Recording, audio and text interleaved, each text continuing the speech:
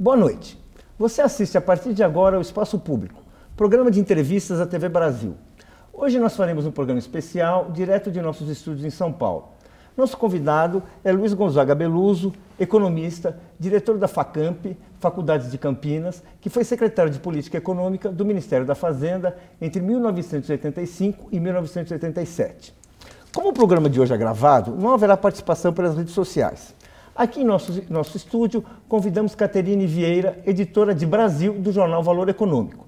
E contamos, como sempre, com a participação do jornalista Florestan Fernandes Júnior. Eu sou Paulo Moreira Leite. Boa noite, professor. Boa noite, Paulo.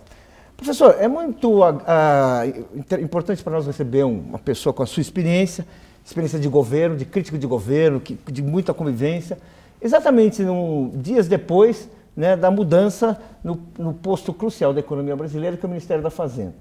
Eu gostaria de começar o programa colocando uma questão que chama a atenção de quem está observando, né, que o ministro Nelson Barbosa mal tomou posse, anunciou, deu várias entrevistas, prestou vários esclarecimentos, e é evidente que já, assim, parece que o país estava tudo bem, né? E que o grande problema do Nelson Barbosa é se mostrar tão confiável, tão conservador, tão apegado a fórmulas da chamada ortodoxia econômica, como o Joaquim Levy. Sendo que o país vive hoje a pior recessão da sua história, uma inflação que também está alta, né?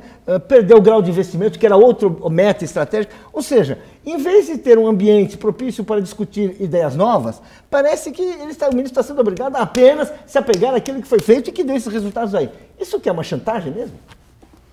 Bom, isso é típico da vida contemporânea, não só no Brasil. Se você olha para a Europa, né?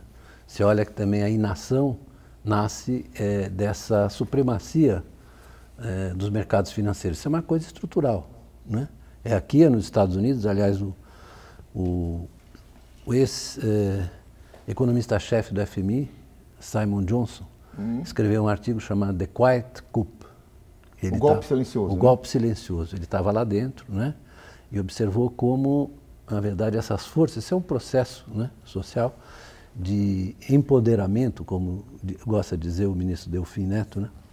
Empoderamento dessa região da vida social, né? Desse espaço da vida social, onde de fato são tomadas decisões cruciais, né? Se as pessoas não percebem que isso é um fenômeno, digamos, constitutivo do capitalismo contemporâneo, fica muito difícil fazer essa discussão. Então você tem que caminhar assim pelas beiradas, né? Quer dizer, eu vi a entrevista do ministro, vi claramente que ele tentou apaziguar ou aplacar as inquietações do mercado. Aí começaram a dizer, não, ele é um keynesiano, é um gastador. Quem chama o Keynes de gastador é um estúpido, que não sabe o que o Keynes escreveu, né? Então virou isso um mantra. O keynesiano é igual ao gastador, né? Não há coisa mais equivocada e distante do que ele escreveu, né? Um keynesiano autêntico sabe que uma economia monetária exige certas relações entre a dívida pública e o gasto, etc., né? Então, isso virou, e a discussão no Brasil, né, virou uma espécie assim de disputa futebolística, né? Porque há pouca complexidade na discussão. Você não analisa, na verdade, os processos que conduziram a economia a essa situação, os processos, as reações, como a política econômica reagiu a determinadas informações, né? Porque a informação e a formação de consensos é muito importante, né? Quer dizer, não existe uma realidade econômica, existe uma realidade que é interpretada de uma certa maneira, né? Bem, professor, vou interromper um pouquinho. Antes de prosseguir a entrevista, vamos conhecer um pouco mais sobre o economista Luiz Gonzaga Beluso.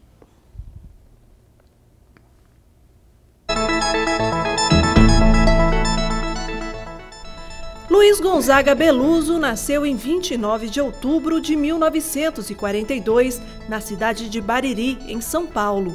Formado em Direito e também em Ciências Sociais pela Universidade de São Paulo, Beluso fez curso de pós-graduação na Comissão Econômica para a América Latina e o Caribe, mais conhecida como CEPAL, e recebeu o título de doutor em Economia pela Universidade de Campinas. Entre 1985 e 1987, foi secretário de Política Econômica do Ministério da Fazenda, cujo titular era o empresário paulista Dilson Funaro. Naquele período, Beluso teve um papel importante no Plano Cruzado, o primeiro de diversos programas de combate à inflação lançados por sucessivos governos brasileiros por uma década. Com uma obra teórica voltada para o desenvolvimento econômico e o crescimento dos países emergentes, Beluso é autor de vários trabalhos de referência sobre economia. No mais recente deles, Os Antecedentes da Tormenta, faz uma análise em profundidade das origens da crise do capitalismo, aberta com o colapso de 2008 e que até hoje desafia governos e estudiosos pela persistência e profundidade. Em 2001, Beluso tornou-se um dos 100 autores reunidos pelo Dicionário Biográfico de Economistas Dissidentes, obra de língua inglesa que reúne a parcela da elite mundial do pensamento econômico que questiona os padrões consagrados pelo pensamento ortodoxo. Em 2005, ele recebeu o prêmio Juca Pato como intelectual do ano. Professor de economia na Universidade de Campinas, Beluso chegou a dar aulas para Dilma Rousseff, que décadas depois se tornaria presidenta da República. Conselheiro pessoal de Luiz Inácio Lula da Silva, Beluso foi um dos principais críticos do ajuste econômico, que marcou a presença de Joaquim Levy pelo Ministério da Fazenda. Professor, boa noite. Boa noite, Florestan. Mais uma vez estou aqui entrevistando o senhor. Eu estava pensando aqui na época do Plano Cruzado. Eu era repórter da Globo e fiz várias entrevistas com o senhor. E naquela época eu me lembro que eu recebi uma espécie de memorando do Boni dizendo que a emissora e a família Marinho tinha um compromisso de ajudar o plano a dar certo. E todos foram mobilizados, todos os jornalistas, no sentido de dar respaldo na informação para tentar que o plano desse certo. Eu vejo hoje um bombardeio contra a economia brasileira que eu nunca vi na minha vida como jornalista, né? A crise que atingiu principalmente os países dos BRICS é muito grande e pouco se falou dela aqui dentro, né? Parece que tudo ocorre dentro do país e que não existe um motivo externo. Você acha que existe condições da gente retomar o crescimento com um sistema de comunicação jogando contra? Você tocou num ponto muito importante, né? Porque a forma como as coisas são apresentadas, eu assisto frequentemente os programas econômicos da TV fechada, né? E noto que há assim uma persistência, né, na forma de apresentar as questões, né?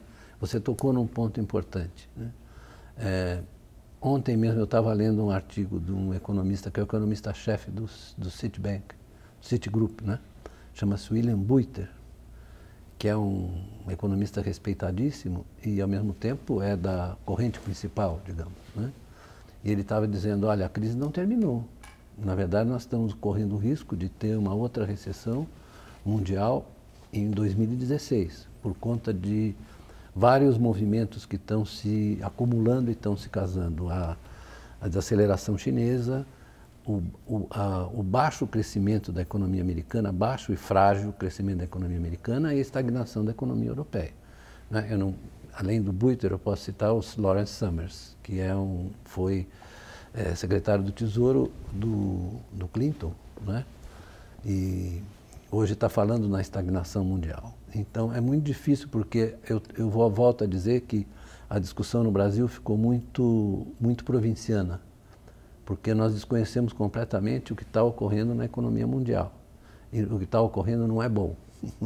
Não é? Você desarranjou a crise de 2009, foi um desarranjo também na articulação que você tinha Estados Unidos, China, Europa, né?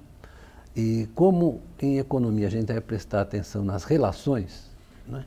Porque os países não existem na sua autoidentidade, eles não existem em si mesmos, eles existem nas suas relações. Aliás, isso devia ser eu aprendi com seu pai, né? A sociologia é uma ciência das relações, a economia também, né? Olhando as relações de ângulos diferentes, mas não completamente antagônicos, né? Então, nós temos que olhar as relações. Então, quem é que não desconhece que o sucesso do governo brasileiro, celebrado urbi et orbi, né, pela mesma imprensa que hoje começa a insistir no fracasso definitivo, decorre das relações que o Brasil manteve com a economia mundial de 2004 a 2009, 2010, né? É impossível você ignorar isso, porque o choque positivo de demanda, que na verdade levou até a nossa indústria que anda mal das pernas por causa da continuada valorização do câmbio, né? Foi a mais maltratada durante todos esses anos, no mesmo momento em que a China estava fazendo uma escalada de industrialização impressionante, né? Nós conseguimos exportar manufaturas porque o resto, o Mercosul estava indo bem, o resto do mundo estava indo bem, mesmo com as deficiências e os déficits de competitividade que nós tínhamos, nós conseguimos exportar. Vai fazer uma pergunta? Eu queria entender um pouquinho, olhando para esse ano, o que aconteceu, né? Eu estava esses dias lendo algumas matérias que em junho, julho, o senhor já estava bem mais pessimista, prevendo aí uma queda de 2,5% do crescimento. Errei por 1 ponto. Mas ainda tinha economistas ali falando em 1%, quer dizer, como que eu nunca vi uma deterioração tão rápida das expectativas. O que aconteceu com o país esse ano? Boa pergunta.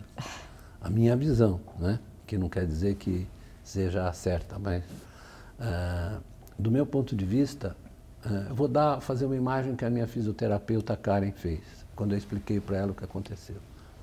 Porque ela ganhou um prêmio, Karen, em Amsterdã, mostrando como para problemas cardíacos você deve fazer com que o paciente se exercite com uma máscara de oxigênio para ele poder respirar melhor e oxigenar melhor o coração. Então, no ensaio eu entendi. O que eles estão fazendo é apertando o pescoço do paciente para ver se o coração dele funciona melhor, né? E assim se fortalece, né? E ele consegue se recuperar. É mais ou menos uma imagem, a imagem que eu considero justa para o que fizeram com a economia brasileira, né? A economia já vinha, nós podemos discutir as causas da desaceleração, etc. Eu estava conversando com você aí fora, né? Mas o fato é que, em cima de uma economia já um pouco exângue, já perdendo força, perdendo vigor, você desferiu um golpe, né? Mais do que o que foi feito na área fiscal, foi o choque da taxa de juros, né? O choque da taxa de juros fez o seguinte, né? Jogou a dinâmica da dívida pública para uma trajetória que caminha para, digamos, sendo bonzinho, 75%, 80% do PIB, né? O déficit nominal vai a 9, 10, né? Já está. Isso é esse ano. Né? Então, eu não consigo entender. Isso sem nenhum horizonte de crescimento, sem nenhum horizonte, sem nenhuma. No início era uma arrumação de casa, de repente virou isso como uma meta. A meta virou como se tivesse sujeira, vamos limpar a sujeira aí e vai continuar a faxina. Paulo, veja o seguinte, é claro que no período anterior cometeu-se um erro grave de segurar o preço da gasolina e fez aquela história com os preços, com as tarifas de energia. Muito bem. No caso das tarifas de energia, até o fator seca foi mais importante do que qualquer erro de política econômica. Mas, enfim, você faz um reajuste de preço simultâneo de tarifas com uma economia que tem ainda o vício da indexação. Então, você olha o que aconteceu com as tarifas e depois olha o que aconteceu com alguns preços livres. Todos eles se cresceram. Eu acabei de escrever na Carta Capital um artigo com o Gabriel Galípolo sobre isso, né? Mostrando claramente que há uma conexão entre o choque de preços e os administrados e o avanço da inflação. Bom, é só olhar os dados e com honestidade, com seriedade que você vai ver. Aí, em cima desse choque, você sobe a taxa de juros de 2013 para cá, né, se eu não estou enganado, de 7,5% para 14,25%. Né? Que recado você dá para os empresários, por exemplo? que na verdade já tomaram dívida, né? Então, alguns estão endividados. O que você dá um recado? Olha, o seu balanço vai ferrar. Desculpe a expressão. E o Banco Central, em meio a tudo que a gente está vendo, está dizendo que está sinalizando que vai subir de novo a taxa de juros. Então, diante disso, mais do que o ajuste fiscal, quem provocou o desajuste fiscal foi a política monetária. Por quê? Quanto é que estava a inflação até 2014? Quanto estava? A gente ficava brigando pela meta, a gente ficava vai no teto da meta, vai no teto da meta, vai bater no teto da meta. Mas aí tinha o bando de fanáticos do apocalipse, que dizia tem que levar para o centro da meta. Eu estava lendo o Bernanke outro dia, o Bernanke estava falando da meta, o Fed não tem meta, tem uma meta implícita. Mas ele estava dizendo o seguinte, né? Isso é uma convenção, é uma coisa fixada pelos homens, não é nada, saca, 4,5. Por que não 4? Por que não 5,5? Né? É claro que isso parte de uma série de informações, etc. Mas essa ideia de que você tem que pôr a inflação na meta a qualquer custo foi criticada já, inclusive, pelo suprassumo da ortodoxia, por dois economistas de expectativas racionais, Sargent e Wallace, escreveram um artigo no começo dos anos 80, a propósito do política econômica do Reagan e da subida da taxa de juros pelo Volcker, falou, olha, tem uma contradição aí, porque o choque de juros acaba afetando a situação fiscal. Não é difícil entender isso, né? Se tiver boa vontade, você entende. Professor, eu pedi para a economista Laura Carvalho, que o senhor conhece, eu sei que o senhor tem um diálogo com ela, que fizesse uma pergunta para fazer aqui no programa, porque ela pode colocar alguma coisa aqui. Então a pergunta dela, vamos ouvir, eu queria que o senhor respondesse, que é a seguinte. Em 2016, além de barrar o impeachment, o governo ainda vai ter de trabalhar muito para aprovar a CPMF, o fim da desoneração e outras medidas. Supondo que seja capaz de fazer tudo isso, qual deveria ser o primeiro item de uma agenda de crescimento? Há espaço para retomar o investimento público? Então, ela tocou no ponto crucial, né? Como sempre. Ela é muito inteligente, a Laurinha. Está em Paris agora.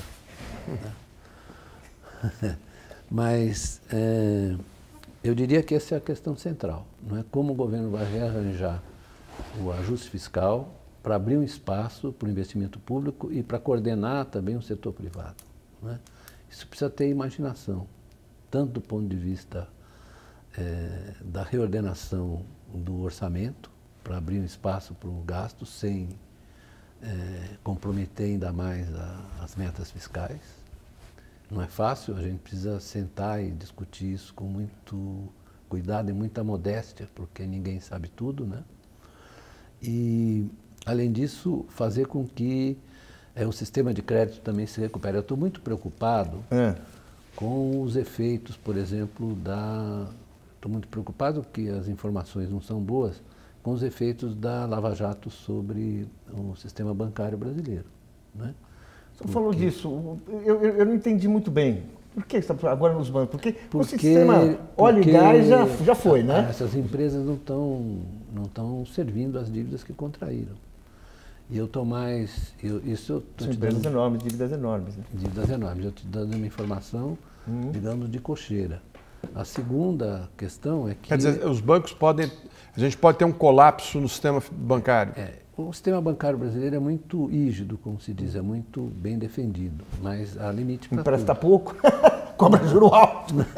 Mas nessa altura o juro alto é um prejuízo para as dívidas já acumuladas, que todas elas em geral são pós-fixadas, né? Então isso traz problemas. Elas são todas indexadas, na verdade, né? Então isso vai trazer problemas para o balanço das empresas. E isso dificulta o pagamento dos juros, né? Então, você vai precisar ter muita habilidade, o Banco Central, para impedir com que ocorra o que seria mais grave, que os efeitos da recessão e da crise dessas empresas batam no sistema bancário, que aí vai bater no coração do sistema. E muita gente de bom senso no sistema bancário está preocupado com isso, com razão. Além disso, esse colapso das empresas tem um impacto enorme na taxa de investimento, né? Sem dúvida. O senhor estava prevendo uma... Olhando os dados, isso mesmo, Catê, o efeito sobre o investimento é muito grande, né? Professor, e a paralisia é horrível. O telespectador entender, né, porque a questão da Lava Jato, né, impactou na paralisação de várias obras públicas, né, e na paralisação da Petrobras, que é a grande empresa brasileira e que tem um papel fundamental na nossa economia, né? Então, obras em São Paulo estão paradas, obras, quer dizer, não é só o governo federal, os estados estão com suas obras paradas. Nos últimos 10 anos, quer dizer, a nossa economia cresceu justamente alavancando nas obras públicas, né? Era um investimento. Existe condições hoje, o senhor vê no horizonte a possibilidade dessa disputa política ser colocada de lado e se pensar num país voltado para retomar o seu desenvolvimento, ou essa disputa entre PT e PSDB vai levar a gente ainda por caminhos pantanosos? Pois então, essa é uma questão crucial, né? Porque se você não tiver um encaminhamento político, não há como fazer a economia andar, né? É uma ilusão achar que a economia é um âmbito autônomo, independente da vida política. Aliás, ela está ancorada na vida política. Então, seria necessário que os próceres políticos nossos dirigentes políticos, tivessem clareza, né, e se apegassem à ideia de que o país é mais importante do que... O senhor vê, entrando nessa coisa do acordo, assim, vamos colocar basicamente, existem duas forças hoje. Uma força que é o impeachment da presidente, seja como for, e está mobilizada para isso, né? Quer dizer, não importa o Supremo muda as regras, agora eles vão tentar voltar às regras antigas. Outra força, a presidente, que tem um mandato, que considera que não aprova as contrárias e que pretende manter. Então, o senhor acha que esse impasse um dia vai acabar? Porque isso é que é um impasse político. Paulo, alguém acha que pode pegar o mandato, né? Eu acho o seguinte, as pessoas não pensam nas consequências dessa ruptura. A sociedade brasileira não está se mobilizando como se mobilizou na era do Collor, está se mobilizando na direção contrária. Por dizer, porque as pessoas que não... Eu ando no meio das torcidas de futebol. Tá. Então, eu sei como é que eles pensam. Estou falando do povo em geral. Né? Povo. Né? O que o povo acha? Que, na verdade, o impeachment é um atentado contra os direitos deles. Certo? As pessoas não estão se dando conta disso. E como eu não sou do quanto pior melhor, eu gostaria que o impeachment não ocorresse, além dele ser uma violência, né, uma impropriedade nessa circunstância, ele tem consequências funestas, porque você torna ilegítimo o governo que subiu. E aí ninguém vai topar, você vai fazer um sacrifício, não vão fazer. Né?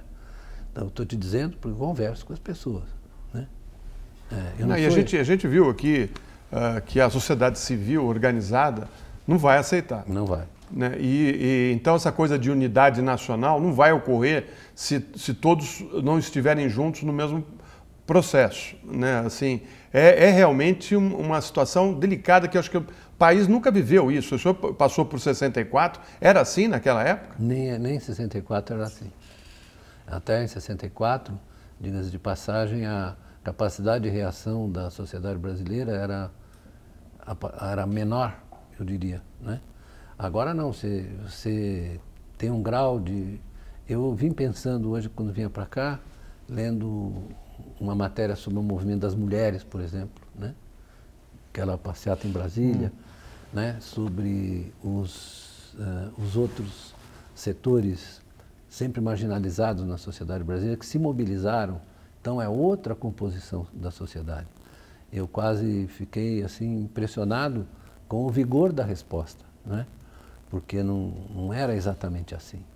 Mas a própria ascensão social recente, a despeito de não ter, na verdade, sido acompanhada, digamos, de uma qualificação cultural, mas a gente está enganado, porque as pessoas percebem os seus interesses e os seus valores, né?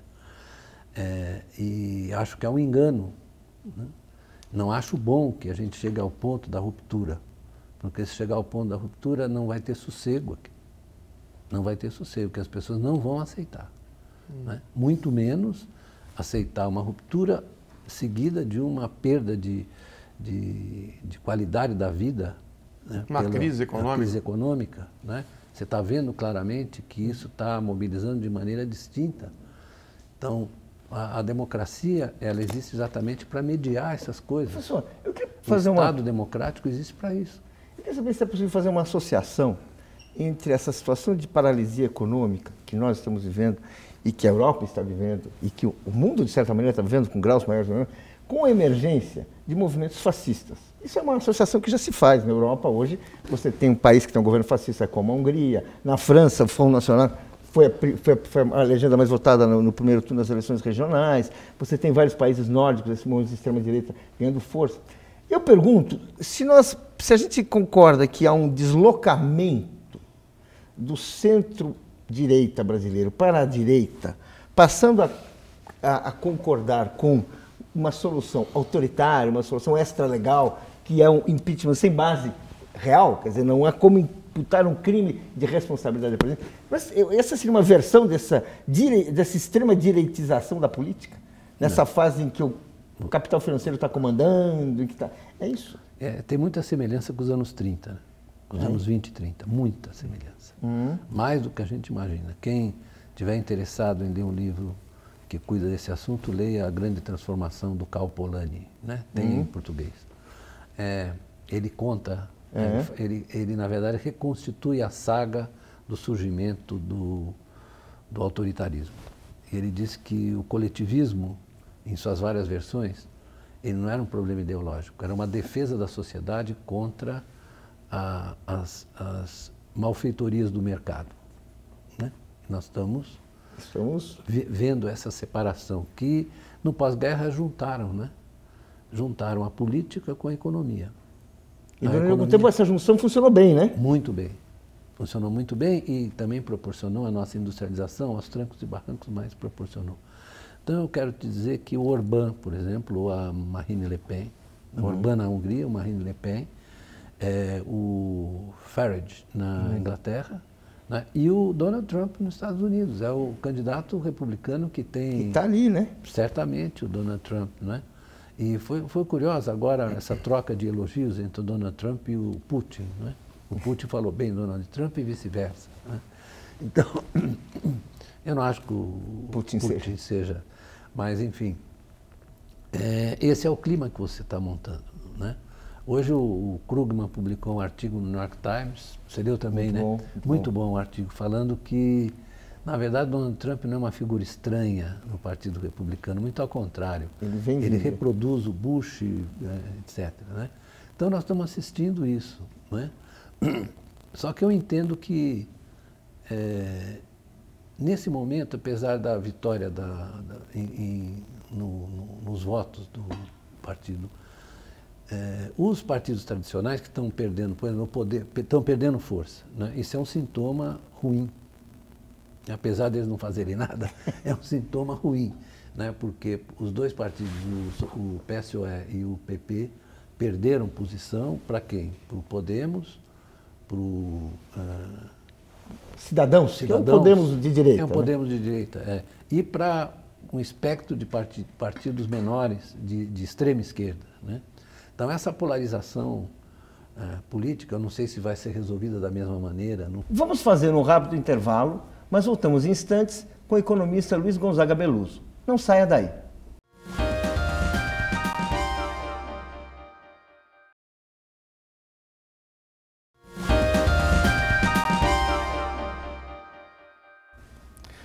O Espaço Público está de volta com o economista Luiz Gonzaga Beluso. Beluso, a gente estava falando agora de impeachment, eu queria voltar um pouco a isso. Quer dizer, a gente viu manifestações a favor, contra, você disse que se houver impeachment não vai haver sossego, mas quem são essas pessoas que estão pedindo o impedimento da presidente? Quem são essas pessoas que a gente vê na rua, nas redes sociais? Quem são essas? E por que elas estão pedindo o impedimento da presidente? Elas são os frutos mais escancarados da desigualdade brasileira, né? Eles acham que eles conquistaram tudo por mérito que eles são os construtores do país, eles não têm a menor noção da alteridade, não têm a menor noção do outro. Eles têm horror daqueles que ascenderam. Eles não gostam de vê-los no aeroporto, não gostam de vê-los em lugar nenhum. Eu estou dizendo o que eu acho com toda clareza. Né? Eles se sentem donos da verdade, sentem que eles receberam infusão do Espírito Santo, né? Como dizia meu padre espiritual. Né? Falar nisso, grande figura esse Papa Francisco. Né? Eu falo em passant, mas isso é fruto de uma sociedade muito desigual e em que o que ascende se acha bem superior aos que ficaram no caminho. Né? Eu tenho clareza, por exemplo, que vendo olhando para a minha vida, que eu fui vítima, fui beneficiado pelas circunstâncias, muito beneficiado, né? Tremendamente favorecido nessa sociedade aqui. Né? Eu não acho que eu tenha, assim, méritos inquestionáveis. Eu acho que a minha vida foi feita pelas relações que eu tive, pela situação social em que eu nasci, em que eu cresci, né? Pelo fato de meu pai ser um juiz de direito, ser um intelectual, e ter me aproximado da sua biblioteca, né? Eu ter sido seminarista dos jesuítas, né? Que essa então é uma vantagem inexcedível, né? Porque eles me disciplinaram, me deram ideia e me deram modéstia. Aproveitando então, esse tipo de formação, a família brasileira não dá mais. A família brasileira aposta que o meu filho é melhor. Eu tenho uma escola privada, né? Junto com o professor João Manuel, a professora Diana e Eduardo Rocha Azevedo. Eu sei, às vezes, como os pais pensam. Né? Uns não, os que são mais tradicionais, eles sabem que o filho tem que ser submetido à disciplina, tem que estudar, né? Tem que se sacrificar para ganhar o diploma. Outros não. Né? Entende? Eu acho que esse pessoal, isso é um fenômeno sociológico. O pai dele, o Florestan, explicaria muito melhor que eu esse fenômeno. Não é? Eu estou tentando explicar com os meus parcos conhecimentos de sociologia, eu fui aluno do pai dele. Aproveitando isso que você colocou, a gente teve um período de redução de desigualdade forte, né? E diante dessa crise que a gente está vivendo, né, o país podendo encolher aí mais de 6% em 2 anos, o quanto esses ganhos sociais e de redução da desigualdade ficam em risco por causa disso? Ficam muito ameaçados, eu diria. Né? E isso não é trivial na vida brasileira. Isso é um fenômeno extraordinário na vida brasileira. E nós não sabemos como lidar, não sabemos quais vão ser as consequências. Não temos ideia. Se você lesse o livro da Valquíria Leão Rego sobre o Bolsa Família, apesar do Bolsa Família ser o dinheiro que as mulheres ganhavam era pouco, mas isso deu uma liberdade a elas, uma sensação de que elas estavam sendo libertadas do jugo pessoal dos maridos e dos circunstantes ali, né? Dessa relação de dominação pessoal. Elas com o dinheiro, porque o dinheiro tem duas funções, ele liberta e ao mesmo tempo escraviza, né? Então, nesse caso, ele é libertador. Eu queria fazer irresistível tocar num assunto, que a redução do superávit primário de 0,7% do PIB para 0,5% do PIB foi justamente para impedir o corte de 10 bilhões que estava sendo proposto pela Comissão de Orçamento no Bolsa Família. Eu vi isso. Quer dizer, a gente ia, vamos dizer assim, ou seja, e essa discussão, que foi a discussão que, enfim, acabou até sendo usada como justificativa para a saída do Joaquim Levy, que não aceitava a redução do 7 para 5, porque até quando chega no 5 pode até ter uma outra redução.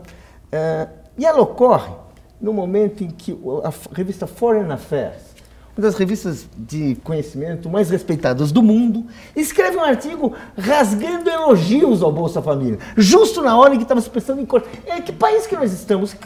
que acontece? Como é que a gente pode, justamente, colocar em risco um programa que é um programa que simboliza a coisa, né, único, né, a coisa que tem o reconhecimento internacional completo, quer dizer, mais do que isso eu não sei mais o que, né, não precisa ter mais, né, e aqui se falava em cortar 10 bi, que justamente é você começar a expulsar a gente do Bolsonaro. Como é que é isso?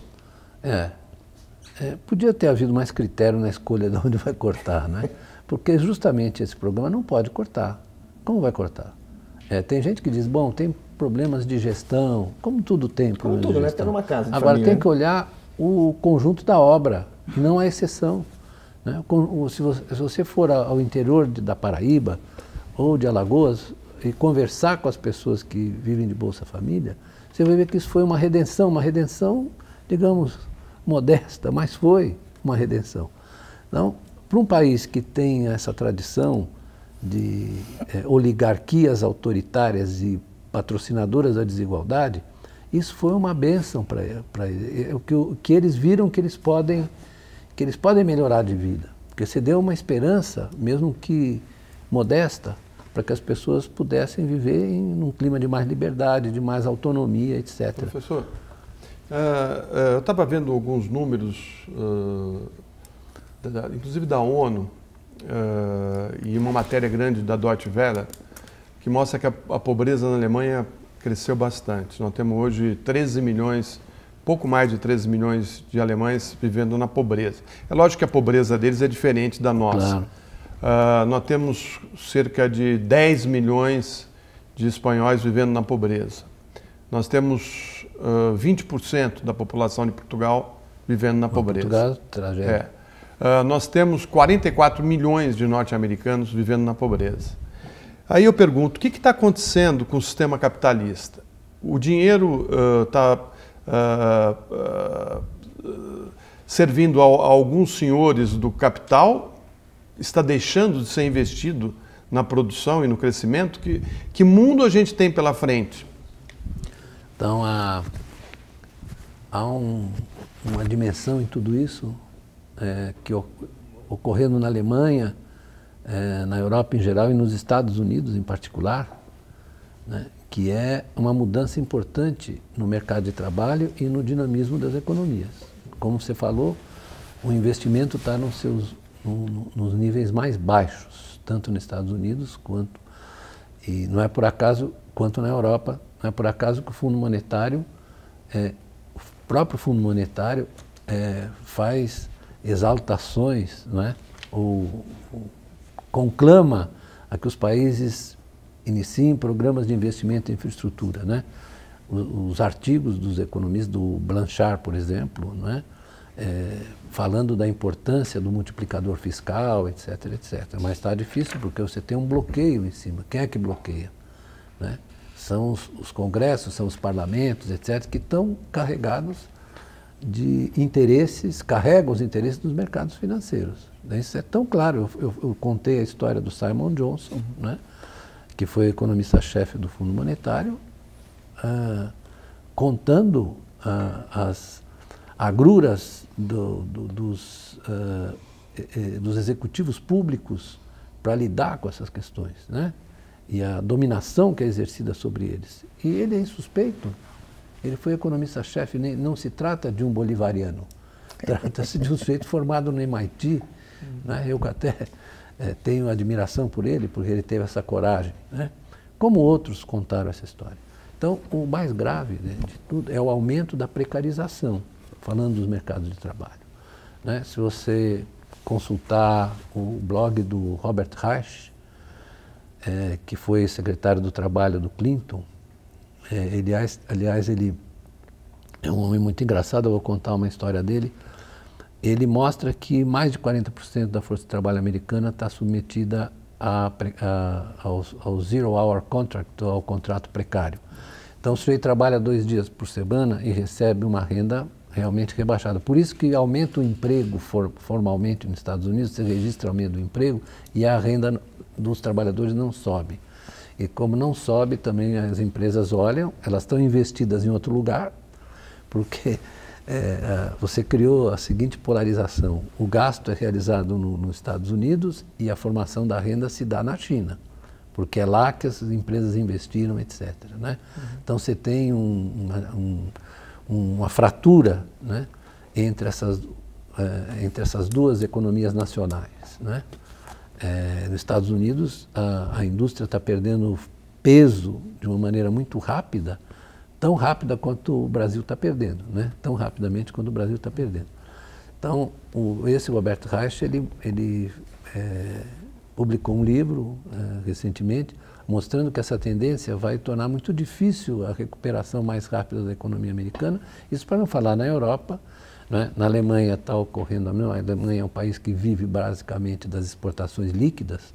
A Alemanha sempre teve muita resistência ao gasto fiscal, né? Até por causa da posição, da articulação da Alemanha na economia mundial. Ela sempre foi uma grande exportadora de manufaturas pela excelência da sua indústria. Então ela nunca teve necessidade de recorrer, digamos, a políticas anticíclicas. Né? Eles são muito resistentes a isso. Né? Por várias razões, não dá para explicar assim rapidamente, mas quem quiser, leia os princípios da economia social de mercado, como isso funcionou, etc, etc. Professor, mas agora está afundando também. Agora, olhando os dados práticos, né? Você citou, a gente tem uma dívida altíssima, né?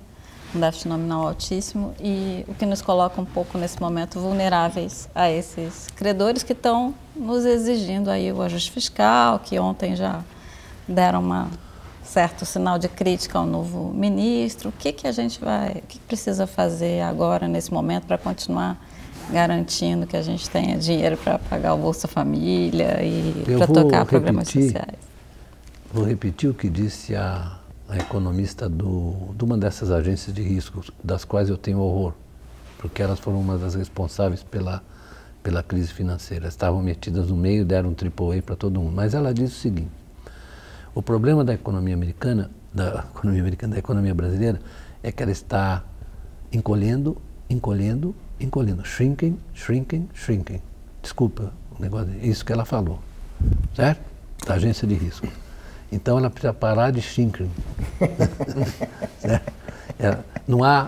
Não há jeito numa economia capitalista de você fazer um ajuste fiscal sem que você recupere a economia, porque não é difícil entender que se a economia está indo para baixo, primeiro, que caem as receitas se todos pagassem impostos. Segundo, que as empresas começam a se financiar esperando um refis lá na frente.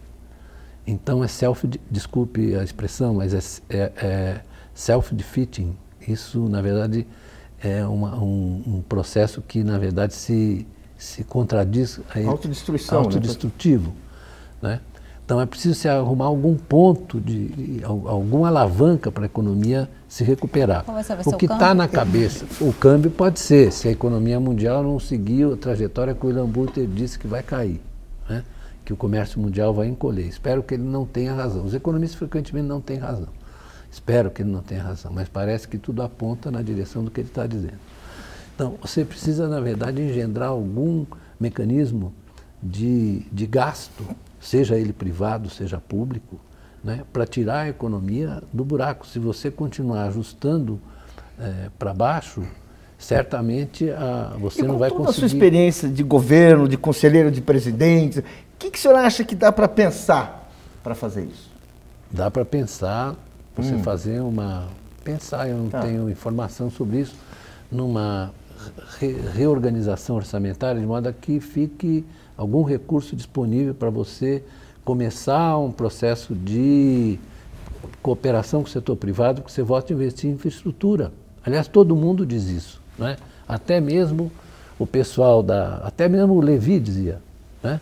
É importante mexer na rigidez do orçamento, isso é uma coisa que muita gente não tem noção, né? Que o nosso orçamento é muito rígido. Então, isso, mas você vai precisar discutir com o Congresso e com os parceiros isso. Eu acho que é preciso, sim. Né? Agora, não adianta você mexer na rigidez e continuar com, por exemplo, com o Banco Central te dando, porque, veja bem, nós falamos da rigidez das despesas, né? Você tem uma despesa mais rígida do que a despesa com juros? Quanto é que nós gastamos com juros no orçamento? 500 e quantos? 510 bilhões. Né? Isso. Mas ninguém mexe nesse, esse aí não pode mexer. Né? Isso aí não pode mexer. E ninguém fala desse... Como é que mexe sem dar aquela reação estranha que teve em 2012? Pois é. Como é que mexe? Porque 2012 mexeu. Sim, mas a taxa... Como é que faz? Aí isso é uma discussão complicada, porque essa taxa de juros tem a ver, inclusive, com a forma como foi feita a nossa abertura financeira. Né?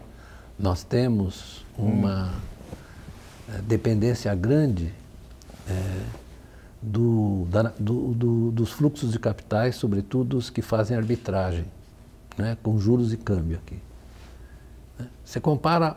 Explica, porque eu já boiei. Não. Imagina. É o seguinte, a nossa taxa de juros eu vou dizer, sistematicamente mais alta que a taxa de juros internacional. Certo? A gente é maior juros do mundo de propósito, não é porque... Não, porque você fez uma articulação... Que deu nisso. Que deu nisso. Você tinha que ter... Como dizem agora todos, né? Eu acabei de receber um artigo de um economista de Cambridge, o Gabriel Palma, né, que é chileno, mas está em Cambridge, mostrando claramente, eu escrevi outro dia na Carta Capital, que você tem uma tranca, né, a partir dessa articulação internacional que você fez. Veja se os chineses desde o início acumularam reservas, né, tornaram a sua política monetária independente do que acontece com os fluxos de capitais, né, conseguiram, na verdade, dar curso à sua industrialização, porque, na verdade, o sistema financeiro monetário internacional funciona mal para quem tem moeda inconversível. Ou seja, o real, né, se você descer no aeroporto de Londres, pegar uma nota de R$100 e apresentar no caixa, o que a mulher vai fazer? Ela vai trocar para você por euros, ou libras, no caso, né? Ou vai chamar o guarda, dizendo que é estelionato. Ou você já viu um exportador inglês e um exportador japonês denominar a transação em reais? Você acha que é possível? Isso você vai denominar em dólar, ou em euro, ou em libras, provavelmente. Mais provável que seja em dólar. Então, o Bank of International Settlements, o Banco de Compensações Internacionais, tem publicado estudos assim, a mancheias, para quem tiver curiosidade, né? Mostrando a inconsistência desse sistema. O sistema é inconsistente. E o Brasil tem que andar pelas beiradas, né? Agora, não pode você, na verdade, deixar o país tão vulnerável como você deixou, né? Extremamente vulnerável. Mais vulnerável ainda, se você pegar os dados sobre endividamento de empresas privadas em dólares nos últimos anos, é um desatino. É o que pressionou a dívida externa. Isso, é um desatino. Então, essa discussão tem que ser aprofundada, porque se você deixar de lado essa questão, você não consegue resolver o problema interno, né? Resumindo, se você não tem uma moeda forte, que pelo menos você tem uma moeda conversível. Isso já dá uma ajuda para você ter algum poder de barganha. Quais são as moedas conversíveis hoje? O yuan chinês, o renminbi, está se tornando uma moeda conversível, né? Uma conversibilidade limitada, e as outras são quais? O euro, a libra, o dólar. São as fortes. E o ien, digamos, né? Mas as outras todas são... Veja só o que aconteceu com todas elas. Todas sofreram fortes desvalorizações só com o anúncio de que o Fed ia subir a taxa de juros. Que aí você fica dependendo da política monetária americana. Eu queria mudar um pouco de assunto. As notícias de hoje são novas punições na FIFA, né? Investigações cada vez mais profundas no futebol, na própria CBF. Um ambiente que o senhor conheceu muito bem, foi presidente do Palmeiras, para quem não se recorda. O que o senhor está achando de tudo isso?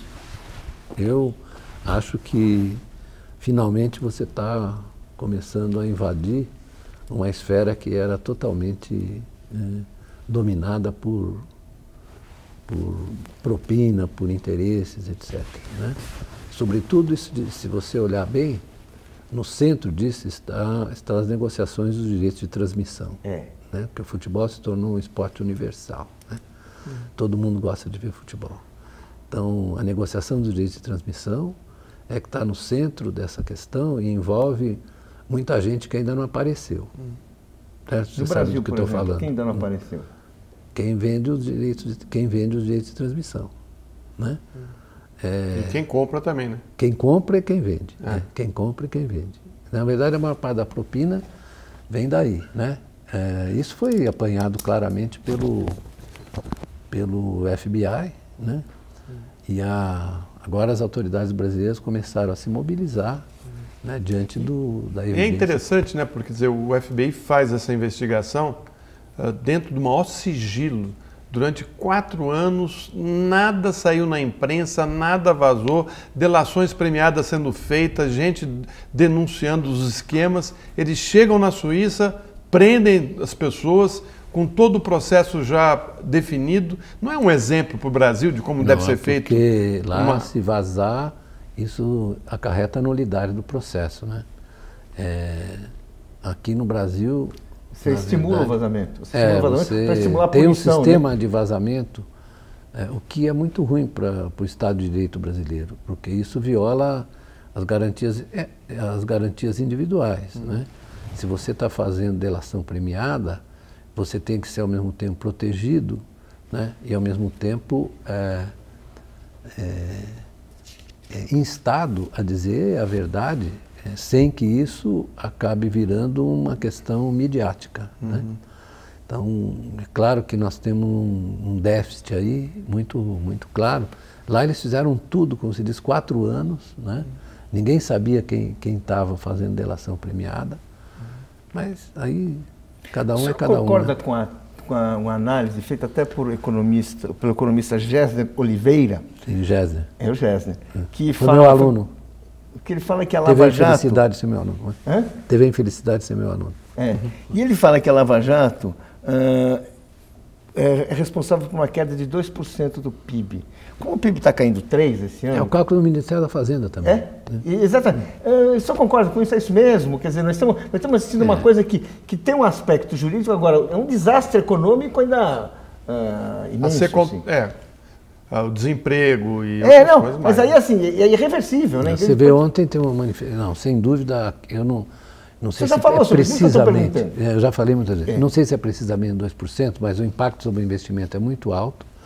A participação da Petrobras no investimento, das empresas públicas no investimento chegou a 10% do total, né?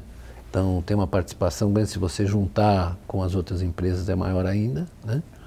Né, porque tem uma articulação público-privada aí. Então isso tem um impacto muito negativo sobre o PIB. E podia ser evitado isso? Você vê assim, podia ser... Eu acho que a legislação brasileira, infelizmente, ela dificulta você separar as coisas. Nos Estados Unidos eles fazem isso muito rapidamente. Eles punem as empresas... É rápido mesmo, não é? Rápido mesmo. Punem os executivos e poupam as empresas, né? Na verdade, cobram multa das empresas. Rapidamente. É o que está sendo proposto, eu não sei, tem uma paralisia aqui que as pessoas não fazem. E, por exemplo, você não pode exigir... precisa explicar para eles, não pode exigir do juiz Moro nem dos procuradores que eles entendam isso, que eles têm outra formação, né? Para eles o objeto da investigação é aquele da persecução criminal, persecutio criminis, né? Como diziam na Faculdade de Direito quando eu estudava lá. Aí não sei se falam, acho que falam, mas você precisa explicar que isso tem implicações sociais graves, né?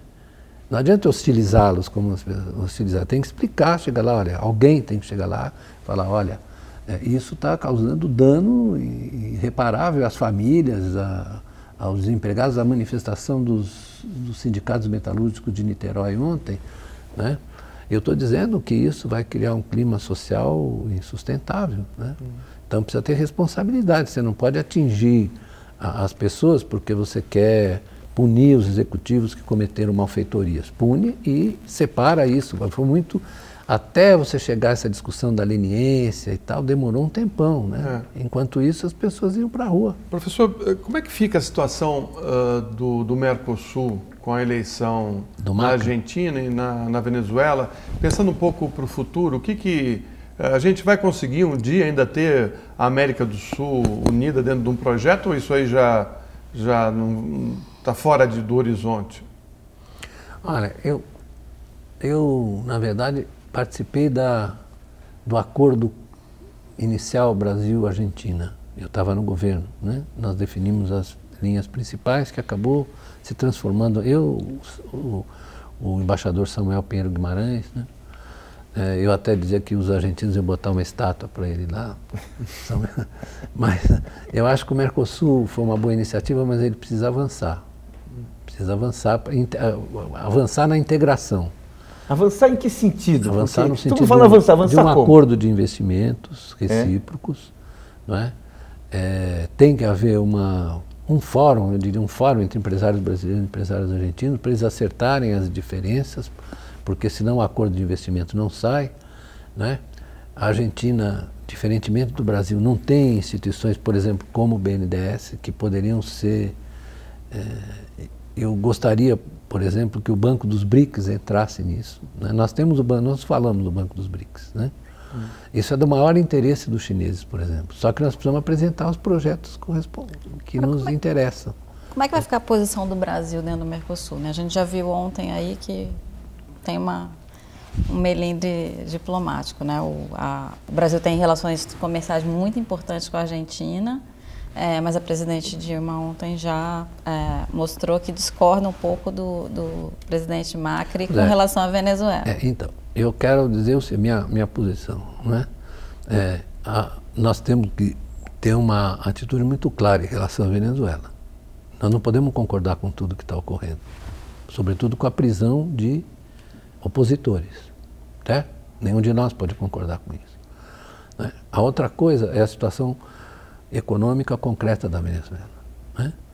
A Venezuela é um desastre do petróleo, né? Por quê? Porque, na verdade, é uma economia pouquíssimo diversificada, né? Eles compram até ovo no Brasil, né? Tem um problema de criação de galinha, né? Eu estou exagerando, mas é mais ou menos isso. O Celso Furtado tem um livro sobre a Venezuela em que ele fala da chuva de dinheiro. Chuva de dinheiro. Chuva de ouro. Chuva de ouro.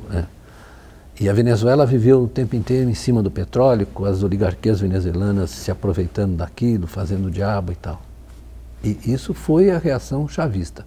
Mas aí a coisa começou a andar por um caminho perigoso. Bem, nós queremos agradecer ao nosso convidado de hoje, o economista Luiz Gonzaga Beluso. Agradecemos também à jornalista Caterine Vieira e a Florestan Fernandes Júnior, jornalista da TV Brasil. Para saber mais sobre o espaço público, entre no site da TV Brasil. E na semana que vem, temos um novo encontro marcado na terça-feira com mais um Espaço Público às 11 da noite. Até lá!